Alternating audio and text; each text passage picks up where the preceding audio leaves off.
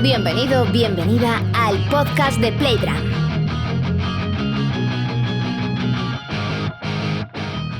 Bienvenido, bienvenida a este nuevo podcast que, como puedes ver, el formato ha cambiado, ha variado, aunque no abandonaremos el otro formato de hablar sobre bateristas, pero en este formato lo que queremos hacer es entrevistar a bateristas y que nos hablen de los discos que para ellos representaron algo a lo largo de su trayectoria musical.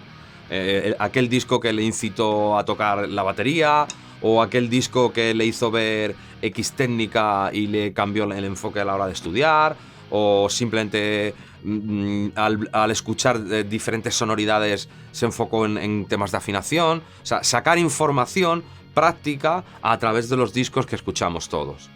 Este es un poco el sentido del formato. Entonces, en esta ocasión te quiero presentar a Manuel de Lucena, que fue mi profesor y mentor y grandísimo amigo.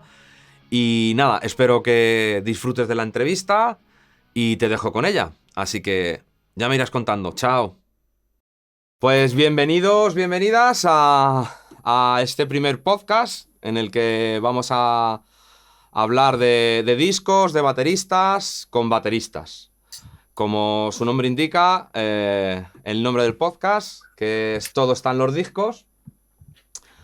Igual que todo está en los libros, pues nosotros pensamos y creemos que todo está en los discos. Entonces, en esta ocasión, tengo el enorme placer, el inmenso placer de entrevistar a Manuel de Lucena, que fue mi maestro, mi mentor, amigo, compañero y muchas cosas más. Entonces, pues nada, preséntate, Manuel, tú, y cuéntanos un poco de tus andaduras con la batería y todo esto. Y ya te iré interrumpiendo yo poco a poco para sacarte un poco de jugo a la cosa. Así que cuéntanos. Pues ante todo, encantado de estar aquí en tu canal y de volver a verte, aunque sea por videoconferencia. Igualmente. Mi nombre real es Manuel Eloy Gómez Molero. Lo que pasa es que en estos tiempos en los que me fui a Madrid, pues intenté buscarme un nombrecillo así un poco comercial.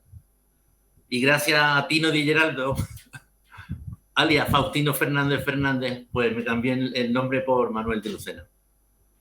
Uh-huh. Y nada, son 40 añitos ya creo que llevo o más tocando la batería y la percusión y en fin, lo que me echen.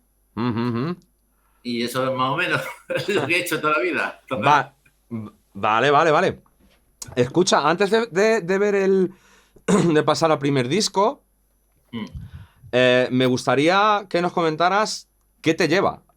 ¿Qué es lo que tú crees en el recuerdo más antiguo que tienes que te lleva a focalizarte en querer tocar la batería? Pues partiendo de uno de los discos y grupos que he propuesto, que es Guadalquivir, cuando yo ni tocaba, me dejaban tocar la batería de vez en cuando algún amigo, y íbamos a ver conciertos de estos grupos, de Guadalquivir, Rock Andaluz, Guadalquivir, Imán, Triana y todo eso. Y uno de los que musicalmente más me gustó fue Guadalquivir, que al final de los días, o te lo comento ahora o te comento luego, ha habido un feliz encuentro con ellos. Y entonces, eso a nivel de iniciación, que me llamó mucho la atención para empezar a tocar. Y luego ya hay las baterías que me han ido gustando más a lo largo de mi carrera, claro. Uh-huh. Y los que he ido fijando y he ido aprendiendo lo que he podido. Vamos, tampoco. Uh-huh. Y una cosa, que es una pregunta un poco trampa y una pregunta un poco tonta, ¿no? ¿En qué momento, cuando conectas con estas ideas, en qué momento te das cuenta que es necesario estudiar? Pues me di cuenta cuando llegué a Barcelona. Uh-huh. Y de entrada todos sabían leer partitura, cosa que yo no tenía ni idea. Yo era autodidacta absoluto. Y gracias a Salvador Niebla, uh-huh, que me empezó a iniciar y me enseñó. Yo llevaba a lo mejor ya 4 o 5 años tocando en orquestillas y cosas de estas, en hoteles. Y él me enseñó ya a leer y me enseñó a coger la baqueta, que yo no sabía ni coger la baqueta. Es decir, lo importante que es la técnica y ser autodidacta es un poco complicado. Necesita alguien cercano, un profesor en ese caso, que te ayude. Y entonces, muy, muy, muy importante, no, imprescindible. Sí, porque la verdad que sí que es cierto que al principio parece que como que el instrumento que no...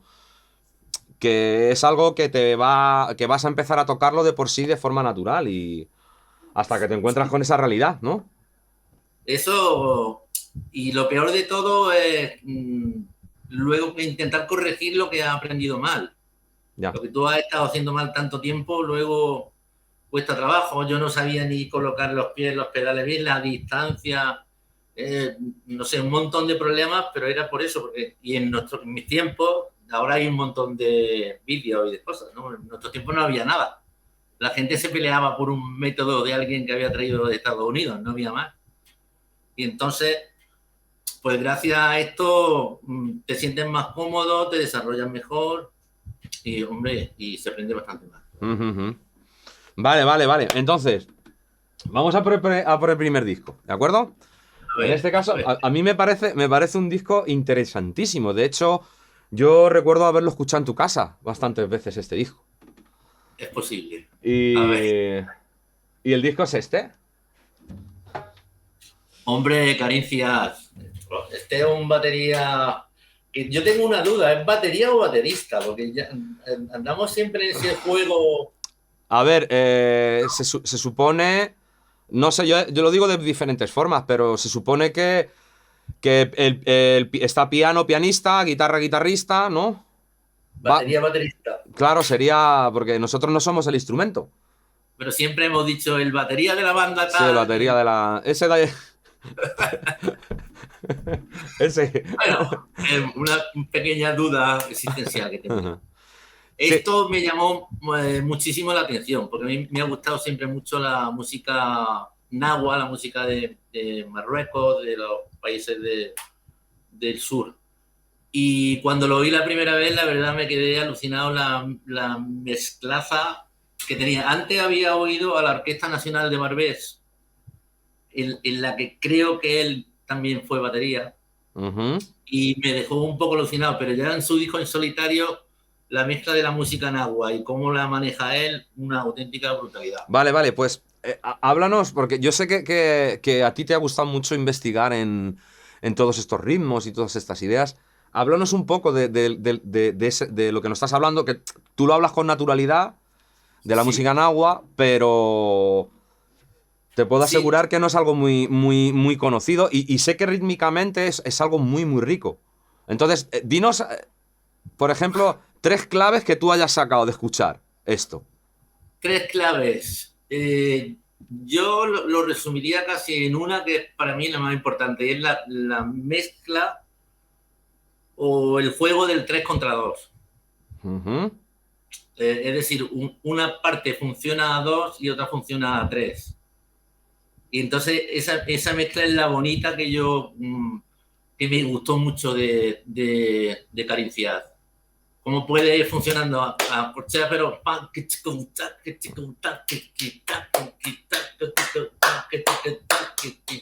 esa mezcla que se fusiona me encantó.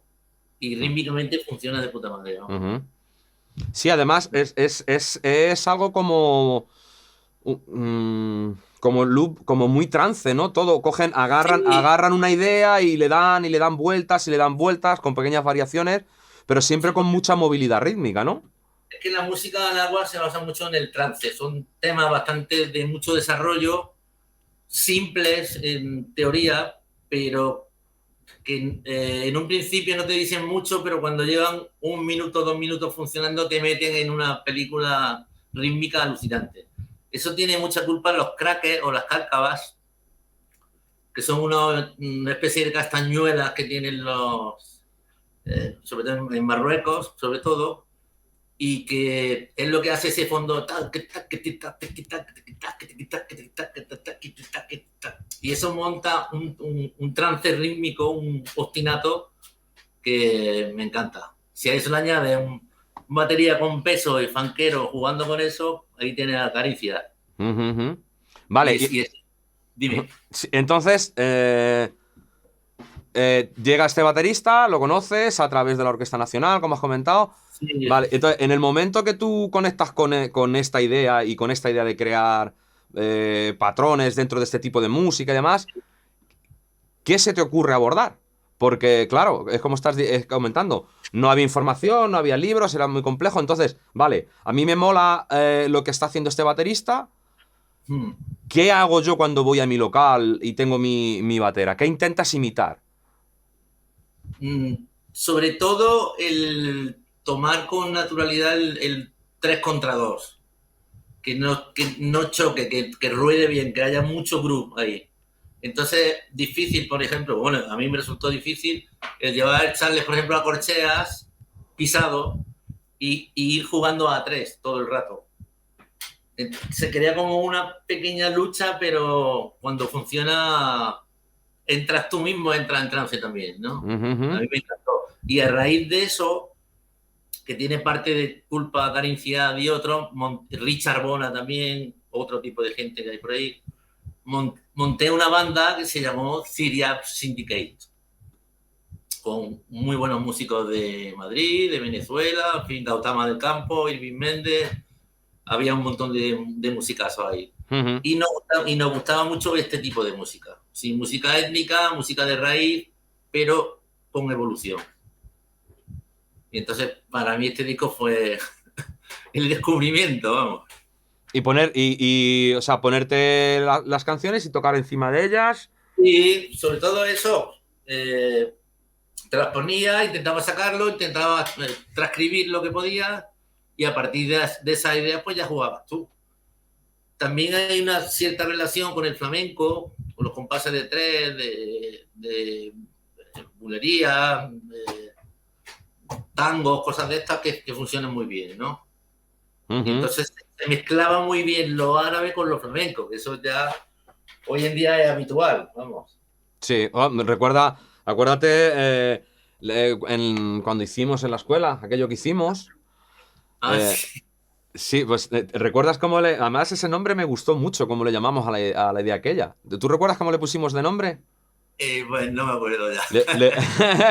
Le pusimos del afrocubano al flamenco. Es verdad, sí, sí. Pues eso era porque ahí entraba mucho también el 12x8. Digo,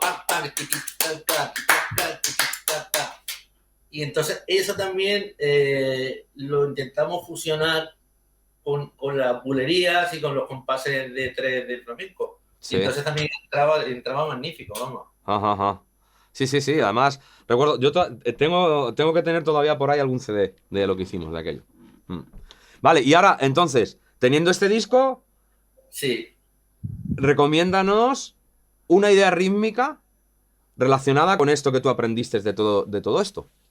No tiene por qué ser algo complejo. Creo que ya has dicho algo, ¿no? De poner el hi-hat a corcheas, el ray da negras, por ejemplo, e intentar darle movilidad al bombo, por ejemplo. Sí, solamente la subdivisión a 2 en el charlet, en el pisado, y luego ir jugando ternario con relleno de derecha y con la caja, jugando ternario. Yo creo que eso es incluso empezar a jugar charlet a 2 en el compás y bombo a 3. Me voy mezclando. Vale. Esa es una buena idea de partida y luego ya acompañar. Y con unos tinatos de plato, en fin, ya jugar, abrirlo un poquito. Sí, pero tener ese suelo, ¿no? Del 2 contra 3. Sí, porque además ellos se basan aquí. Y ahí ya cabe todo.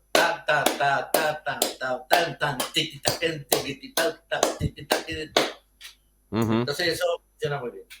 Vale. Esa es la idea. Bien. Pues pero vamos, que yo soy muy minimalista, yo no... No, pero es muy interesante. Si al final, a ver, para mí, ser minimalista o no ser minimalista está donde tú quieras llegar. Pero también es muy bueno entender la base, el suelo de donde se mueve todo. Claro. ¿Sabes? una cosa que hacía también es invertir la cáscara del afrocubano, el tan tan tiquilla tan tan tan tiquilla, jugando con eso, con la subdivisión a dos, invertirlo.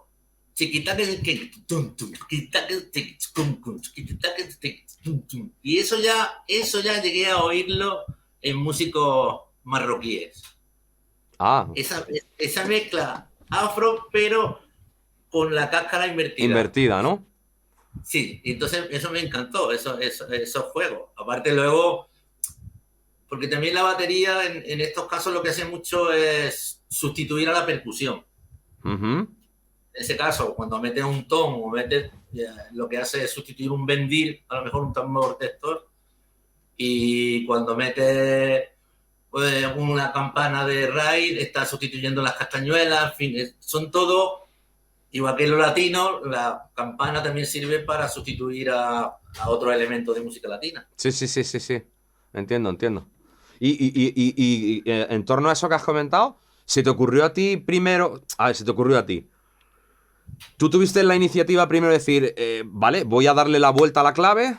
Porque es la de 6x8, la del bembé, ¿no? ¿Perdón? La clave de la que estás hablando es la clave de 6x8 del bembé, del afrocubano. Sí, vale. Eso es. Entonces, ¿se te ocurre darle la vuelta y luego lo escuchas o lo escuchas y te provoca las ideas? Lo escuché antes con un grupo que vi en la Sala Caracol que se llamaban los The Master Musicians of Yayuca. Sí. Que es una tribu de Tuaregs o no sé qué, de allí, del Atlas, músicos del Atlas, ¿no? Y a mí me sonaba que el apoyo no estaba tom, sino al revés. El apoyo lo hacían como en la mitad, claro. Exactamente, y me gustó mucho y lo intenté llevar a la batería también y algunas veces lo hice con el grupo, con Cirial.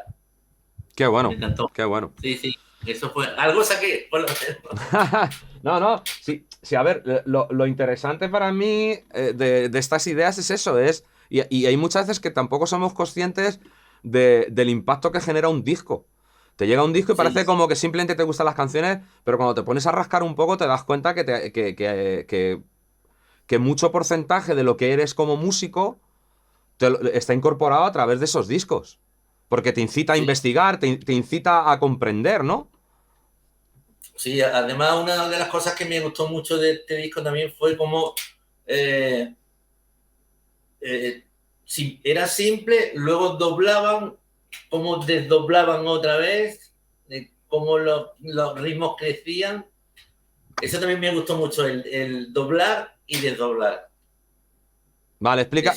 Yo te estoy entendiendo lo que quieres decir, pero ¿qué es para ti eso de doblar y desdoblar? Por ejemplo, lo que te digo, es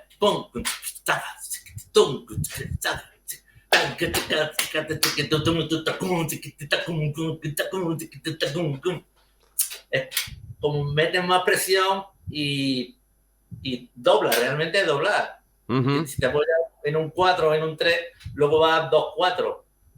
Sí, sientes el compás a la mitad de lo que estaba haciéndolo antes, ¿no? Vas de un sitio a otro, o es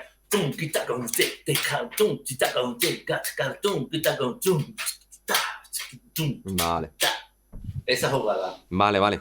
Mira, pues a mí, por ejemplo, independientemente del estilo, para mí esa es una buena recomendación. La idea de intenta ver el mismo ritmo en todas las posibilidades que tienes dentro del pulso, ¿no? Sí, simplemente es doblar elementos y poner los puntos de apoyo en otro sitio y ya está. Uh-huh.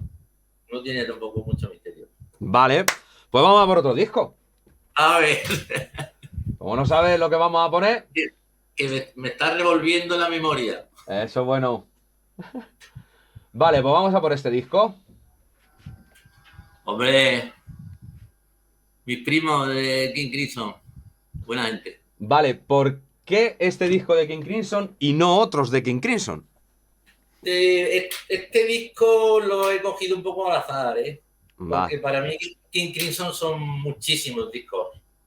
Y King Crimson, como es una constante evolución, desde que estaba, por ejemplo, hablando de nuestro caso de batería, de Bill Bruford, hasta que está Kevin Harrison, o no sé si está Pat Mastelotto también. Y no sé Sí, han girado. Yo creo que las dos últimas giras las han hecho Mastelotto y Gavin Harrison. Sí, son 3. Bueno, y son 3, sí, son 3 ya. Sí. Son 3 baterías. De hecho, es muy curioso. Montan, no sé si imagino que lo has visto. Montan el escenario al revés. Están las 3 baterías delante y el resto de los músicos detrás. Sí, es una cosa muy especial. Ajá. Yo creo que es para que a los músicos no les llegue toda la candela, ¿no? Que ya se vaya yendo para adelante. Sí, además yo creo que no hay mamparas. No. Baterías. No. Tiene mampara, Robert Fripp tiene mampara, por ejemplo, esa isla con sus cascos y tal, y no sé si algunos más tienen mampara arriba. Pero los baterías no. Baterías además, te habrás visto que se están los 3 así como en poquito abiertos y se ven los 3 que hacen cosas en conjunto. Y eso la verdad que me ha gustado muchísimo, el poderío de las 3 baterías. Y este disco me ha encantado. Vamos, es un auténtico discazo. Tiene unos temas brutales, pero brutales. Y es que para mí Gavin Harrison, que también se mezcla el grupo con batería. Para mí, hoy en día, quizás de los que más me gusten, si no el que más me gusta. Vale, no te me adelantes. Ahora hablaremos de eso. Vale, entonces, digamos que pones este disco como idea de resumen de la historia de una banda, ¿no? Por decirlo de alguna manera. Además hay temas muy antiguos del principio, como Epitaph o La corte de Crimson o muchos más títulos que son de los orígenes de King Crimson. Lo que pasa es que tiene un tratamiento ya un poco más poderoso con los 3 baterías. Claro. Vale, y entonces, cuando porque yo sé que para muchos músicos, y sobre todo a lo mejor quizás músicos de tu generación, King Crimson significa algo como un antes y un después. Porque no solamente a nivel baterístico, que Bill Bruford, o sea, lo que me mostró al mundo fue algo como muy diferente, pero es que desde bajistas, o sea, todo. O sea, porque la labor de Tony Levin. Sí. Vale, entonces, llega si te puedes acordar, bien. Y si no, no pasa nada. Pero, ¿cuál es el disco que tú recuerdas que llega de King Crimson? En el cual coges y probablemente, como a todos nos ha sucedido con King Crimson, esto es otra cosa. Pues no sé qué disco era, pero sí sé el tema que era Elephant Talk, que tiene una caña funky así muy simplicito, pero con un grubazo y una marcha alucinante. Ese tema, que no era tan épico, tan sinfónico como Crimson, ese me encantó. Ese quizás fue de los temas que me pegó fuerte. Bueno, luego están los de toda la vida, ¿no? Epitaph. Sí. Eso ya son desarrollos largos, pero se acercaba mucho a mis gustos como batería. Vale, mira, te iba a preguntar sobre eso. Claro, luego al final, yo creo que los discos y las canciones nos hacen elegir un camino, ¿no? Entonces, yo por lo que te conozco, tú eliges el camino de dar peso, dar suelo y dar movilidad a las canciones en las que estás acompañando, independientemente del artista con el que estés tocando o la banda con la que estés tocando, porque, bueno, ahora no es cuestión de esto, que haremos más entrevistas de otro tipo, pero a mí me consta de que has tocado muchos estilos diferentes. Muchos estilos. Sí, de todo. Vale, pero siempre con una premisa de, vale, esto tiene que sonar, y además es una cosa que te estaré eternamente agradecido, que fue algo que me transmitiste desde el primer día, de José, esto... O sea, si tú no pones un suelo en la canción, si no tiene movilidad, no puede ser que la canción camine. Vale, entonces, para ti eso, imagino que estas canciones que conectan son las, Sí. ¿sabes? Son las que te hacen un poco ir empujándote para coger un camino, ¿no? Totalmente. Yo es que siempre me ha gustado eso mucho, tú lo sabes, ¿no? Que los temas caminen, tengan más complicidad, más complicación o menos, pero sobre todo lo importante es que caminen, que tengan peso y esa fantástica palabra que es groove. Que el segundero funcione bien, que todo camine, eso para mí ha sido siempre lo más importante. Uh-huh. Y entonces, por eso este tema de King Crimson es de los que más me gustó. Luego me gustan ya otro tipo de temas por los desarrollos que tienen, que son bastante más de tocar y más complicados, ¿no? Pero el Elephant Talk me dio totalmente. Te dio, ¿no? Sí. Vamos, yo había veces que decía, digo, me gustaría un tema, coger un groove y no moverme absolutamente nada desde principio a fin del tema. Y ahí de principio a fin. Eso es una de las cosas que siempre me hubiera encantado hacer. No mover ni una pestaña, vamos. Y los demás que se muevan, que jueguen, que hagan lo que quieran. Sobre lo que estábamos comentando de aguantar el groove y todas estas ideas, Sí. danos un consejo para estudiar. Algo, una sola cosa en decir, vale, pues coger, a mí me vino, o bajo tu punto de vista, o sea, quizás no tendría que haber puesto la palabra consejo, ¿no? Pero bajo tu punto de vista, ¿qué de estas cosas que empiezas a estudiar y dices, leche, esto me está sirviendo para formarme como yo quiero musicalmente? ¿Y en qué te enfocabas?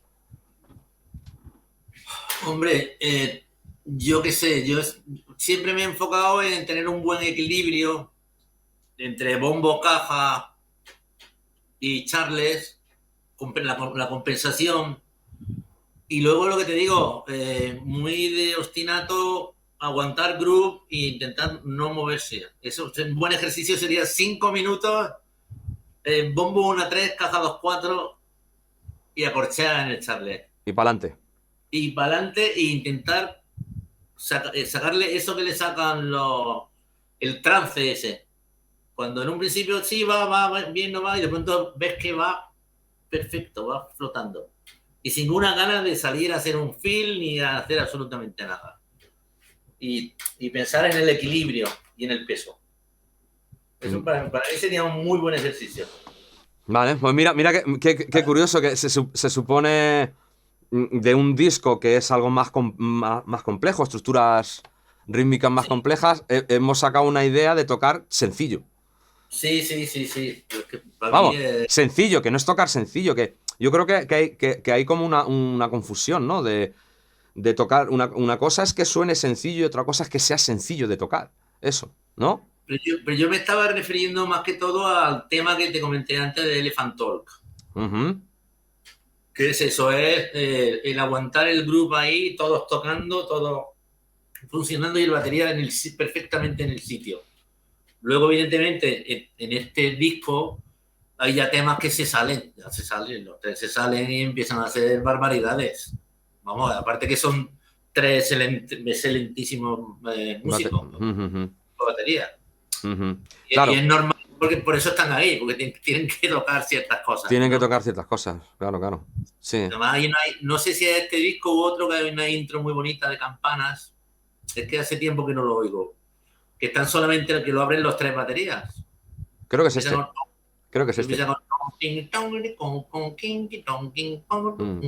Y empiezan los... Eso para mí, ese tipo de groove realimentado, a mí eso me encanta. Y luego, claro, ya empezaban los tres a hacer sus arreglos y sus cosas, ¿no? Me gustó mucho. Creo que es este disco. Vale, pues... Me ha resultado súper curioso que de King Crimson la idea es... O sea, una de las ideas que hemos sacado... Es una. Sí, no, claro. Si básicamente es eso, o sea, porque... me gusta lo que estamos comentando porque realmente yo veo de lo que estás hablando, lo veo en ti tocando. Y te digo una cosa, hay casos que también me gustan muchísimo, que son compases de amalgama o compases tipo 7/8, irregulares, 9/8, 5/4, irregulares, lo que sea, y me gusta como estos tipos de baterías, como en su caso con la Utah, o en este caso Kevin Harrison, los convierten en totalmente naturales. Ahí no se nota que sea irregular. Yeah. Es más, suelen llevar una negra ahí jugando, mientras que lo otro se va moviendo. Se está moviendo. Y esa sensación a mí siempre me ha gustado mucho. Por ejemplo, no sé si era el tema de 5 Days de Sting. De Sting, claro. Claro. Claro. Es de mantener un pulso que no tiene nada que ver con lo que estás tocando, es genial, porque a nivel del que escucha crea como mucha... Siente ese pulso como natural, ¿no? Claro, no es pont, que tanto, pont, que tanto. No. Ese mantenimiento, y eso lo hacen muy bien esto. Harrison y el que tengo contado, el chavalito este con la Utah. el muchachote, ¿no? El muchachote. Tremendo pájaro. Claro, es uno de los grandes, de los grandísimos. Vale, pues vamos a por otro disco. Sí, señor. A ver, me está gustando. ¿Te lo estás pasando bien? Muy bien, fenomenal. Contigo Pues se lo paso muy bien siempre. Gracias. ¿Vamos a por ello? Adiós. ¿Sabes? La madre de todas las... ¿De todas las cosas? Joder, casi. Eso recuerdo... No sé de qué años, tú seguramente tendrás más información, de qué años era este disco. Pues esto... Bueno, no lo tengo, pero lo busco. Dime, coméntame. Creo que yo no sé si habría cumplido 20 años o por ahí andaría. Y recuerdo que una hermana de un amigo lo trajo de Inglaterra, el disco. Vale. Y fue empezar a oírlo y quedarme totalmente alucinado con ese tipo. Esto ya son como más desarrollos más complicados, temas muy largos, pero el chavalito este, el que toca con esta, el que tocaba, creo que era Barrymore Barlow. Sí. Y recuerdo que me encantó la sensibilidad también. Otra cosa que me gusta mucho es la dinámica, el control de la dinámica, no tocar ni siempre arriba abajo, el tratar de darle a cada sitio lo suyo. La dinámica siempre también me ha interesado mucho. Del año 72, Manolo, perdona que te haya cortado. 72, pues calcula que yo tenía 15 años o así. Sí, ¿no? Tenía yo bueno, no lo sé, por ahí. Sí, tenía años. Muy pocos, pero cuando aquí la gente estaba oyendo, yo qué sé, es que no te puedo decir lo que oían, porque no lo recuerdo. Pero esto era una cosa muy espectacular, que se salía de todo. Sí, de hecho lo es a día de hoy, el disco. Y yo, no acostumbrado a oír estas cosas, me dejó totalmente alucinado del placer que sentí de oír la voz de Ian Anderson, los ambientes que tenía, vamos, fue una auténtica maravilla. Además era un disco de oírlo entero. Sí. No era de un tema ni otro, ni como ahora, que hay que comérselo todo en 10 minutos. Yo recuerdo cuando yo escuché este disco por primera vez, a mí la sensación que me dio fue qué difícil tiene que ser componer esto. O sea, ¿cómo se les ocurre esto? Eso es una obra, yo creo que muy cercana a lo clásico. Porque los arreglos son brutales, tanto de armonía como rítmico, como de todo. Es una auténtica barbaridad.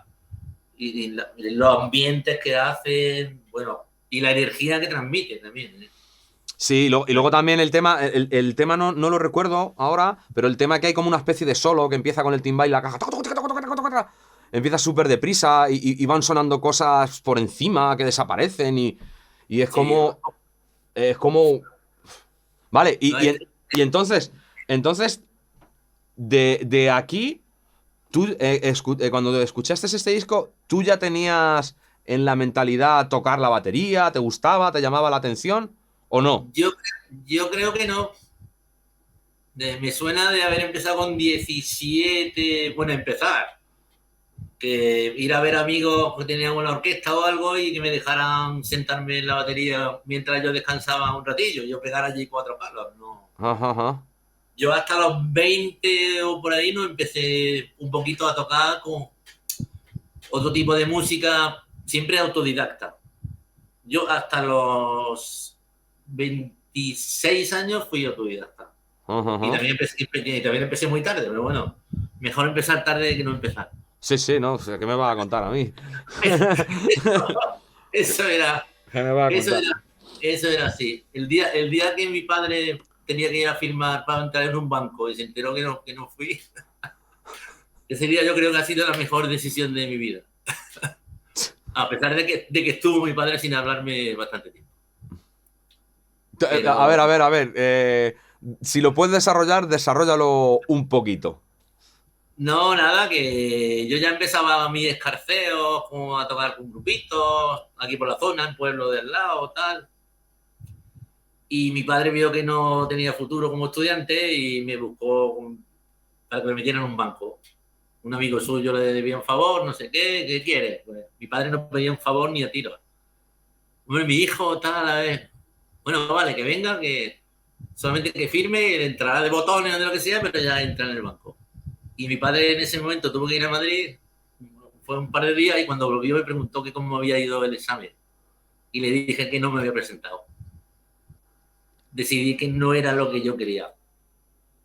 Por poco me mata, pero... Sí, no, bueno, son de esas decisiones que se toman, ¿no? Como cuando tú me dijiste a mí lo mismo. A cambio, más de 40 años viajando, tocando con muchísima gente, viviendo experiencias que jamás pensé que la iba a vivir, tocando en sitios como el Festival de Jazz de Montreux, que era inimaginable en mi cabeza, muchos años en televisión, en fin, que la verdad he tenido mucha suerte y estoy muy agradecido. Vale, entonces por ejemplo, este disco quizás a lo mejor es un poco origen o semilla, sí, ¿no? De muchas cosas. Porque intentas... un momento, Manol. Intentas, cuando ya conectas con la batera y empiezas a tocar, ¿intentas sacar partes de canciones de este disco?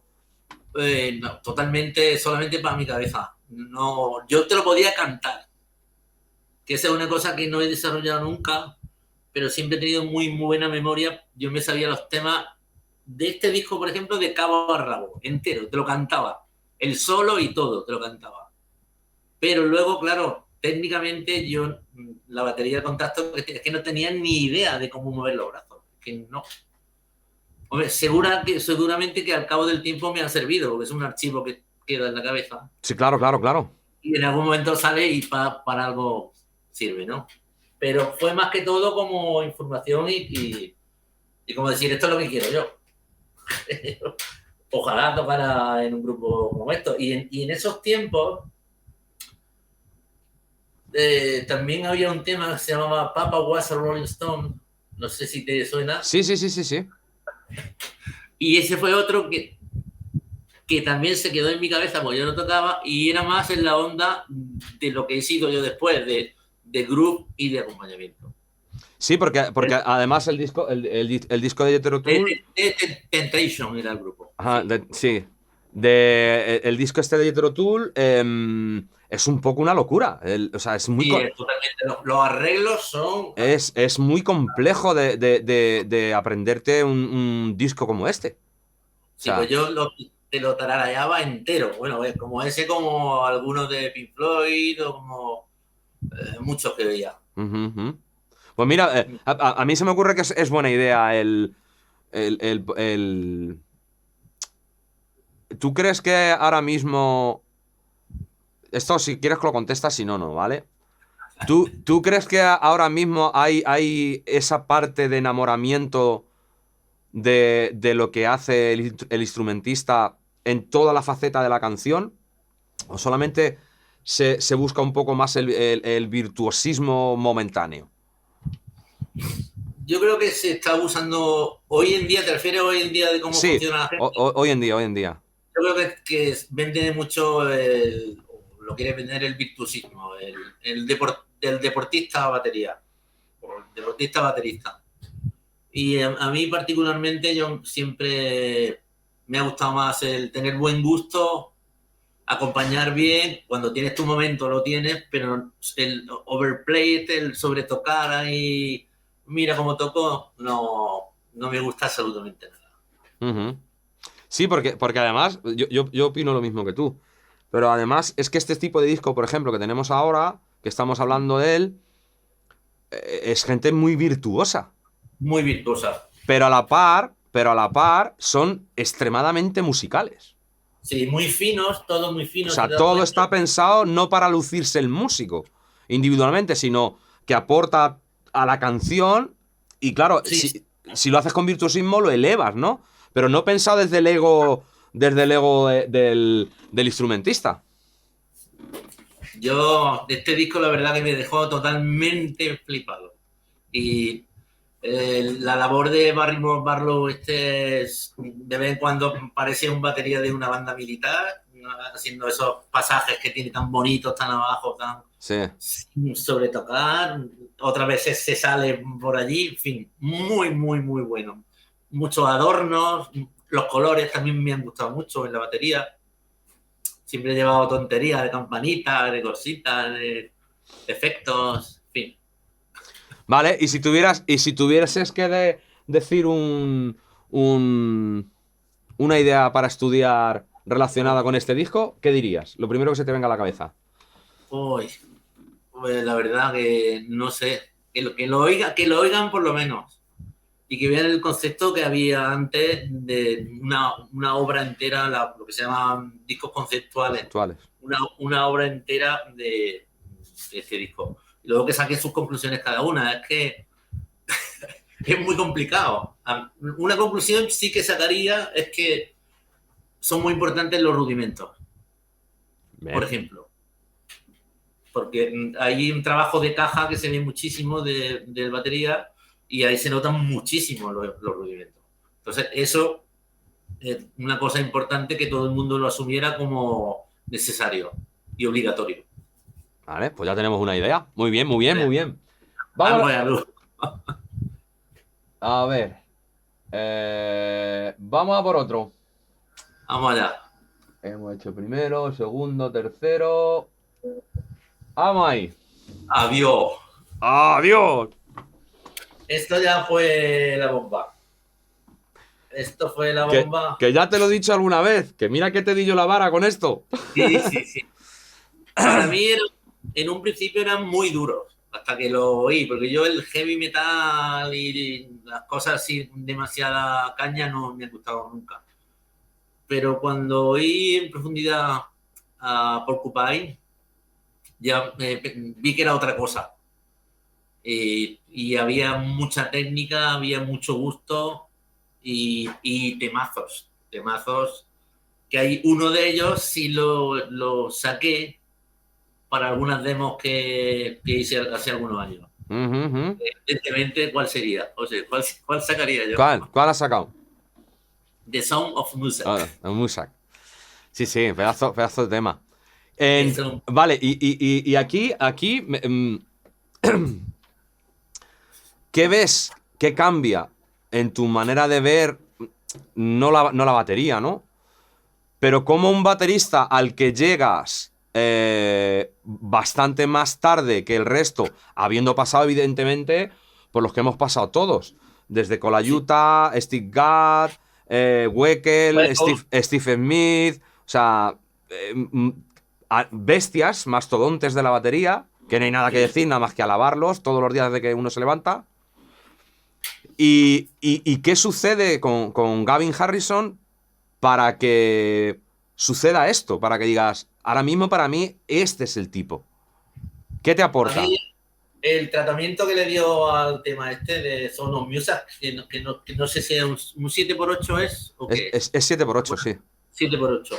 ese tipo de tratamiento que te he dicho que me gusta, ¿no? Que funcione como un compás binario normal y luego estar tocando encima barbaridades. Y sobre todo inventar groups, que esa es otra de las... o patrones, inventar patrones que funcionan perfectamente dentro de esa métrica, ¿no? Él hace unos patrones que tienen un recorrido que no son patrones cortos, son a lo mejor de 2 compases, 4. Y ese tipo de bucles que hace él, junto con el uso de los tonos. Que los tonos lo que hacen es como armonizar partes. Los tomo ya como notas, ya no... Sí. No como instrumento de percusión, sino realmente como notas. Y eso me encantó, ese tratamiento que hace ahí y cómo funciona ese tema, vamos. Ese, de los temas que más me ha gustado en los últimos tiempos ha sido ese. ¿Y has escuchado más cosas de Gavin Harrison? Aparte del trabajo que ha hecho con King Crimson y del trabajo de Porcupine Tree. ¿Has oído alguna cosa más?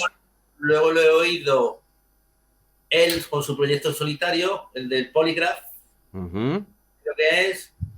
Y luego hay otro grupo con el que estaba, que ya no recuerdo cuál es, hay uno más. Sí, Pineapple Thief. Pineapple Thief. Bueno, tú que tienes mejor inglés que yo, lo haces mejor. En Lucena es que hablamos un inglés perfecto. y nada, me ha gustado mucho en todos sus proyectos. Hay otra cosa que he descubierto, que Gavin Harrison no es solo un baterista. Gavin Harrison es un gran compositor. No sé la cantidad de instrumentos que tocará, piano, lo otro, porque compone... Vamos, el disco este del Polygraph es una auténtica joya. Las armonizaciones que hace de Big Bang, vamos, eso es acojonante. Y eso es suyo. De hecho, no sé si lo has visto, del Porcupine Tree, ¿sabes que han sacado disco ahora? Sí. Vale, pues hay un documental de unos 20 y tantos minutos que es del proceso de la grabación. Y Steven Wilson habla de que le ha dejado mucha rienda suelta para la composición. Sí, habitualmente, por lo visto, trabajan los dos. Wilson y David Harrison. Desde sus respectivas casas, yo no sé si luego se juntan ellos, no sé qué, o solo trabajan a nivel online o lo que sea, ¿no? Y ya me he perdido, no sé lo que te iba a decir. No, estábamos comentando sobre el tema de que es un gran compositor y que, bueno, que un gran compositor como Steven Wilson le cede terreno, ¿sabes? Le da terreno porque él sabe de la gran importancia y de la cabeza que tiene Gavin Harrison. Yo he oído cosas de Steven Wilson en solitario y se nota que falta el... Se nota. Sí, la verdad que eso, para mí, yo la primera vez... Bueno, una vez lo hablé contigo. En una entrevista que yo leí de Gavin Harrison, hablaba de... Él estuvo mucho tiempo como músico de sesión en Londres, en un par de estudios, y resulta que uno de los discos que más me han gustado a mí de siempre, que es de un músico que se llama Black, bueno, falleció, que fue la famosa canción del Wonderful Life y todo esto, pues parte de la discografía de Black, el baterista era Gavin Harrison. Y claro, por aquel entonces, en esos discos, que eran de un artista solamente, no ponía nada de los músicos. Y fue a través de una entrevista de Gavin Harrison que empezó a decir, bueno, pues grabé en tal disco, no sé qué, no sé cuánto. Y fue como... grabó además en uno de los temas que más me gusta de esto, de que es de un disco que se llama Comedy. Que yo siempre flipé de decir, ¿quién es el tío que toca la batería aquí?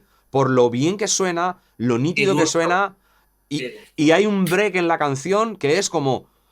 ¡Qué maravilla! O sea, es que es perfecto para la canción, para la movilidad a la siguiente parte, esa parte de creatividad, ¿no? Que tiene.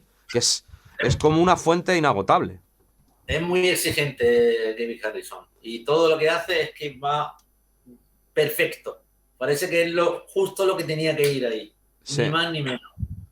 A mí siempre me ha encantado. Hay una definición que yo escuché hace un tiempo ya, que cuando escuchas este tipo de músicos, parece que eso que tocan ya existía. Sí, sí, sí. Y además a veces suena incluso que es muy fácil. Sí. Suena como muy sencillito. Y te pones tú a tocarlo y no hay manera, tío. Y no tira ni para... Ni... No tira ni de coña, no. Sí, sí, sí. Eso, esa es la técnica y que tiene esta gente, este tipo de gente. Que hacen que al oyente le resulte fácil, asequible. Incluso parece eso muy fácil de ejecutar y cuando tú te pones a hacerlo, no es así. Ahí detrás hay mucho estudio también. Yo creo que este es muy estudioso de qué conviene más y no creo que la primera opción que él tenga sea la que se va a quedar a futuro en las cosas que hace. Yo creo que probará 3 o 4. Sí, tiene que ser un gran...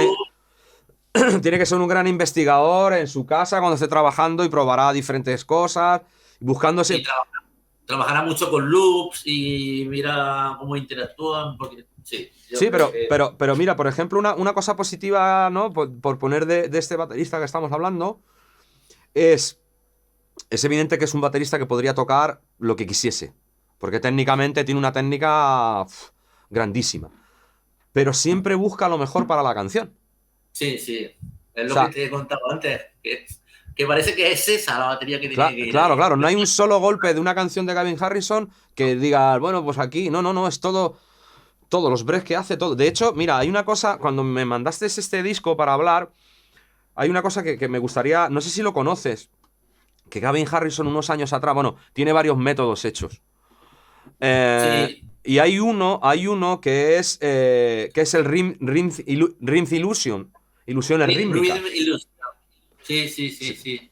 Pues yo cuando di con ese método, a mí me cambió el concepto. O sea, decir, vale. O sea, yo puedo tocar una cosa que el que está escuchando piensa que está oyendo una cosa que es mentira. Exactamente. ¿Sabes? Eso es lo que te he contado antes. Que el oyente cree una cosa y le resulta. Y luego el que está ejecutando, en este caso él, es otra totalmente diferente. Pero al oyente le llega eso. Claro. La ilusión rítmica esta de la que estamos hablando. Claro. Sí, de hecho, yo nunca he visto ninguno, no lo sé, ¿sabes? Porque no va a conocer uno todo. Pero yo nunca he visto nada, algún método que hable de este concepto y que profundice tanto como... O sea, es un libro, tú lo conoces también. Y lo tengo, lo que pasa, empecé con él, no le he dedicado, lo tengo ahí en mi estudio. Sí, pero es un método recomendable 100%. Porque te abre la mente, o sea, te abre la mente una bestialidad el hecho de enfocarte en eso. Vale, entonces, ¿le damos un aprobado al tío Gavin? Le damos un 5,5 y que se vaya a la casa. De 5,5 para 6, ¿no? Para que... Para que progrese un poquito, que no se duerma. Sí, es un gran baterista. Y como hemos hablado antes, a mí me parece curiosísimo que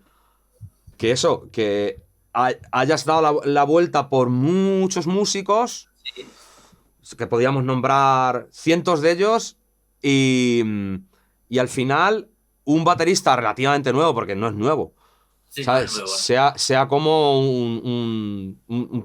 ¿sabes? Un puntal ahí no a seguir, pero o sea, a seguir escuchando su trabajo, porque siempre es fuente de inspiración. Es que haga lo que haga. Me gusta tanto que voy a ir a verlos a Berlín en octubre. ¿Qué me dice? Tengo mis entradas y todo, así que mira si me gusta. Espera, eso como no corresponde aquí ahora, luego lo hablo contigo. Vale. Ahora hablamos del gobierno. Vale, pues vamos a pasar a por el último disco. Yo me lo estoy pasando muy bien, Manuel, tú no sé, pero yo muy bien. Yo muy bien, tío. Estoy rascando en la memoria, pero bueno, hombre, mi Guadalquivires. Venga, háblanos primero, antes de la segunda parte, que quiero que hablemos, que ya sabes cuál es. Que no lo sabe, pero se imagina cuál es. Sí, ya. Ya nos has comentado un poco de este disco, que era la música que escuchabais por aquel entonces, pero cuéntame, a ver, de este disco, ¿por qué lo has elegido y qué significó para ti? ¿Qué te aportó? Hombre, me abrió los ojos mucho, porque Larry Martin, que era el batería, en paz descanse también, en aquellos momentos puso el nivel en el rock andaluz de baterías, yo creo que es el mejor. El mejor. Vamos, sin desmerecer a los demás, ¿no?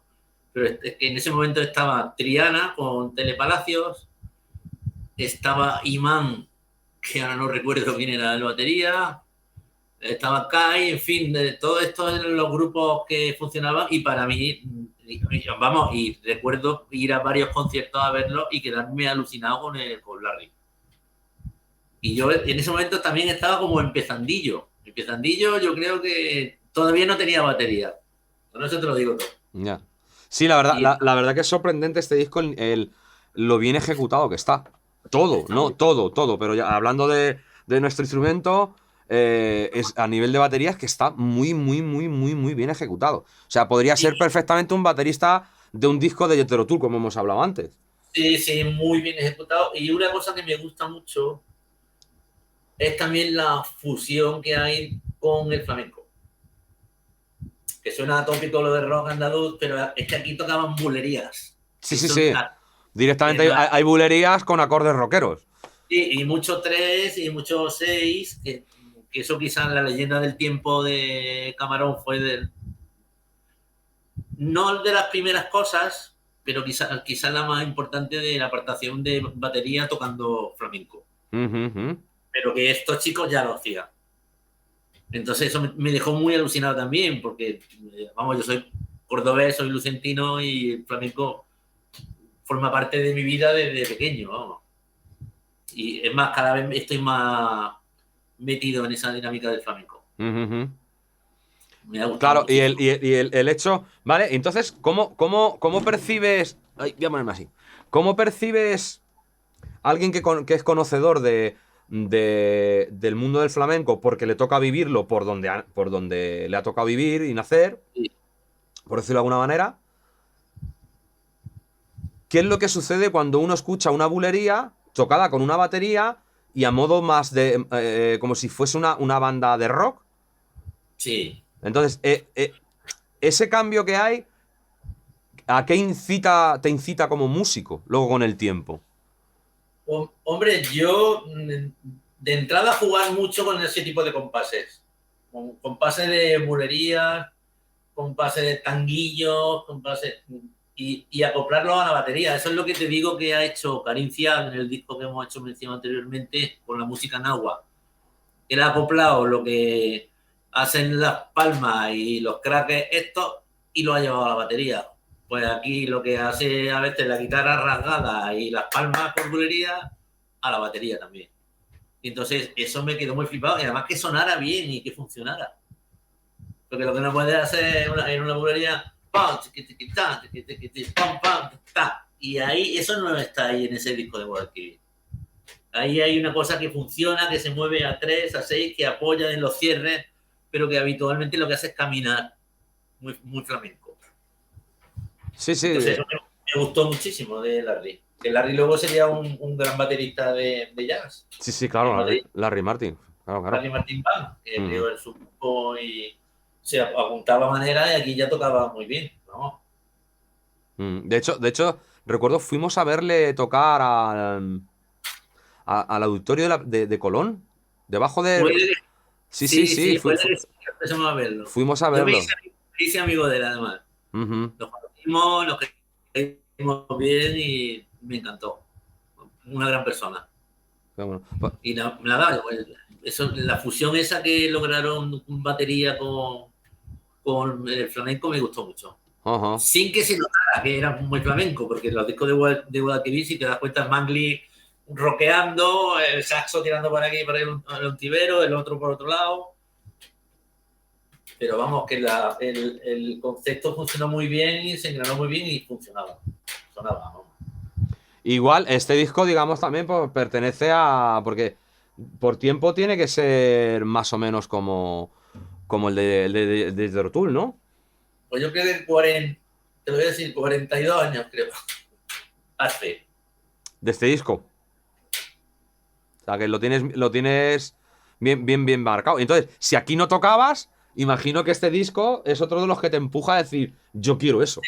Sí, yo quiero eso y además me encantaba. Yo me veía, cuando veía estos grupos, a Imán, a Triana, a Guadalquivir, a los otros, digo, joder, si yo tocara ahí, qué maravilla, ¿no? Como que ese tipo de música es la que yo quiero hacer. Porque a Ajá. mí nunca me gustaba hacer pop, ni pachanguita, me gustaba hacer música original, ¿no? Ujú. Tener una banda y hacer música original. Al final he acabado tocando para todo el mundo, pero Vale, pues venga, vamos. pues sí, bueno, pero forma.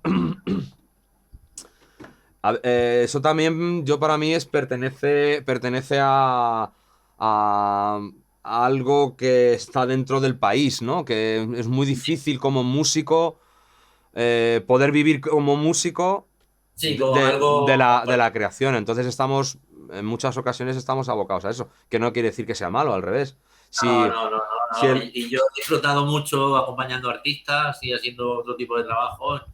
Y luego he tenido mi banda, que era la que te conté, Ujú, Ciria, grandes músicos, y ahí ya, vamos, ahí ya disfrutábamos de otra manera. ujú, Ahí ya había que tocar más, ya era música más complicada. ujú. Vale, pues cuéntanos la parte B de este disco. Que es Pues fascinante. A la mí yo recuerdo cuando me lo comentaste, yo aluciné, como diciendo, hostia, ese es como un círculo, ¿no? Que se cierra. Cuéntanos, sí, sí, sí, sí. cuéntanos. Pues nada, en la pre-pandemia, porque ya hay que hablar en términos de pre-pandemia y Por post-pandemia. supuesto.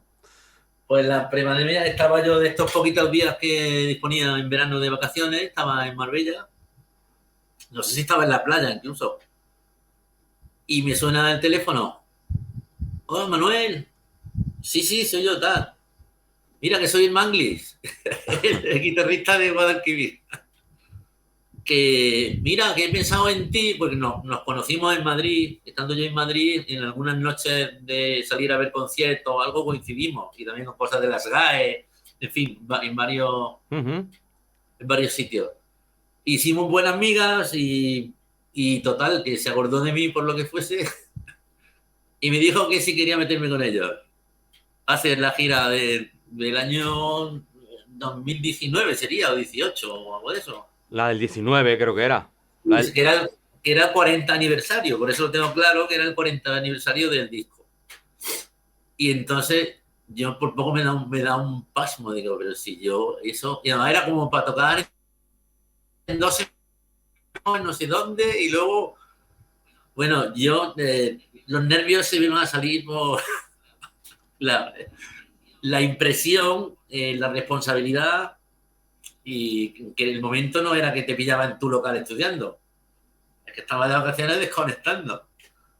Y nada, lo digo, mira, esta noche te llamo, que voy a ver mi agenda. Mi agenda, la agenda. Y nada, le llamé por la noche y lo consulté por la tarde, tal. Digo que sí. Y cogí, me metí con ellos y al día siguiente dejé a mi mujer allí en las vacaciones y me fui a mi local de ensayo a montar el tema. A montar un repertorio de casi 2 horas, hora y media, sin una miserable partitura, ni papel, ni nada. Es decir, a transcribir como loco. Y nada, o sea que primero te pusiste a transcribir. Sí, sí. ¿Te haces transcripciones muy fieles o solamente buscas tener un buen guión para luego Hombre, poder moverte? no, en este caso, como hay muchos arreglos y no es lo típico A, B, A o no sé qué, aquí puede haber A, B, C, D, A, pero en la mitad, lo otro con otro arreglo. Ahí lo tenía que escribir prácticamente todo. ¿Qué tiene de bueno la transcripción? Que a fuerza de oír los temas te quedas con ellos. Ya. Pues los Sí, tienes que claro. oír para transcribir, no es, ese es el Sí, yo, tema. yo, Y yo eso es una cosa que recomiendo a los alumnos también. eso es altamente recomendable. Es Escribe un porque te obliga mentalmente a tener lo que suena en la cabeza. Claro, y además tú vas avanzando en lo transcrito. Vuelve atrás con la música. Mira si todo está bien. Llega hasta ese sitio. Continúa. Ese tipo de escuchas reiteradas y volver, al final se te queda todo en la cabeza. Y el papel te vale porque lo vas a tener ahí y te va a ayudar, pero al fin de que tú has transcrito todo ya y lo tienes, los papeles casi son una referencia para mirar por si acaso, porque es que lo tienes ya en la cabeza metido a hierro. Y entonces yo flipé, bueno, cuando me acuerdo de un concierto en Granada, en Los Cármenes, con la Alhambra al fondo, y tocando eso con Guadalquivir, ese repertorio. No, yo digo, ¿esto cómo me puede haber pasado? Sí, una cosa... Pues, pero las cosas pasan, Manuel. Sí, pasó. Así, eso de tener una ilusión y dices, esto, ojalá en la vida y te pasa. Mira, yo en ese aspecto estoy muy contento. He tenido una carrera que ha superado todo lo que yo pensaba que podía hacer, que podía haber hecho más seguro, pero cada uno es como es y ya está. Cada uno... Yo estoy muy contento. Claro, está claro. Muy bien. Pues ya como último, me gustaría preguntarte un disco que te venga a la mente que no tenga batería. Pues mira, eso es otra cosa que siempre me ha gustado muchísimo. Y es el tema de las armonías. Y un grupo, en este caso es un grupo solo de voces, que son El misterio de las voces búlgaras. Entonces ahí descubrí, porque la primera vez lo oí un día en la radio, Radio 3, de estos programas que hay, te ponen así música un poco especial, y me quedé alucinado con las tensiones de los acordes. No me resultaban normales, no era de terero, era como siempre había como algunas notas por medio tirando, y claro, es que por lo visto no se mueven por semitonos y tonos, sino también por cuartos de tonos, por lo que crean tensiones. Y la verdad es que queda tan bonito, eso ya últimamente lo está acoplando más gente, ¿no? Uh-huh. Jacob Collier y muchos de estos están jugando con eso también. Pero en un principio yo me quedé totalmente alucinado. Vale. Un coro de mujeres de Bulgaria que me dejó totalmente. Pues buscaremos también y dejaremos aquí abajo en la descripción para que se pueda investigar. Y yo el primero. Que también te digo una cosa, hablando de este mismo tema, hay un disco de Arcángel con las voces búlgaras, que es una mezcla de flamenco y con este tipo de coro, que es altamente recomendable. La verdad es que ahí no hay batería ni cosas, pero una auténtica joya. Una joya. Vale, pues lo buscaremos. De todas maneras, si no te importa, luego me lo escribes. Bueno, de las voces búlgaras, no creo que no se me lo vaya, pero me lo escribes, tanto el de las voces búlgaras como este que acabas de comentar. Muy bien. Se llama Al Este del Cante, se llama el disco. Al Este del Cante.